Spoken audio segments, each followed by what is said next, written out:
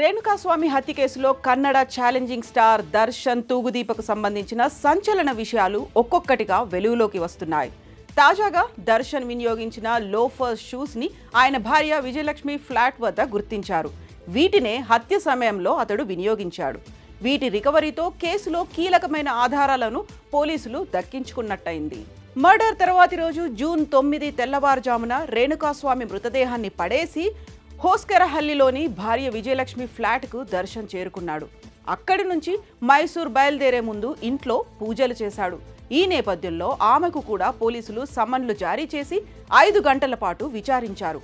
అంతేకాదు దర్శన్ వాడిన షూస్ను ఎవరైనా కడిగారేమోనని అడిగి తెలుసుకున్నారు.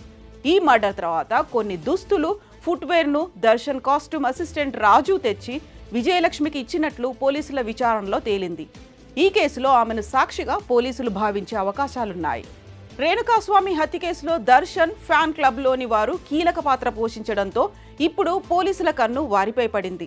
రాష్ట్ర వ్యాప్తంగా దర్శన్ ఫ్యాన్ క్లబ్ కార్యకలాపాలపై పోలీసులు దృష్టి సారించారు. వీరందరికీ దర్శన్తో పాటు అతడి దర్శక నిర్మాతల నుంచి పెద్ద ఎత్తున డబ్బు అందుతున్నట్లు గుర్తించారు. రేణుకాస్వామి జీవించి ఉండగానే నిందితులు నరకాన్ని చూపించారు. అతనితో బలవంతంగా మాంసాన్ని తినిపించడం, విద్యుత్ షాక్ కొట్టించడం, మర్మావయాలు పూర్తిగా దెబ్బతినేలా కొట్టి హింసించారు. ఆయన సెల్ ఫోనును నిందితులు ఓ మురుగు కాలువలో పడేశారు. అది దొరికితే మరికొన్ని కీలక వివరాలు బయటపడే అవకాశాలున్నాయి. దర్శన్ పై పలువురు ఫిర్యాదులు చేసేందుకు సిద్ధమవుతున్నారు. దర్శన్ అభిమానులు తనను బెదిరిస్తున్నారని, అశ్లీల సందేశాలు పంపిస్తున్నారని నట, దర్శకుడు ప్రథమ్ ఆందోళన వ్యక్తం చేశారు. గతంలో తనకు ప్రాణహాని తలపెడతానని అందరి ముందు ఆయన బెదిరించాడని రాబర్ట్ చిత్ర నిర్మాత ఉమాపతి తెలిపారు.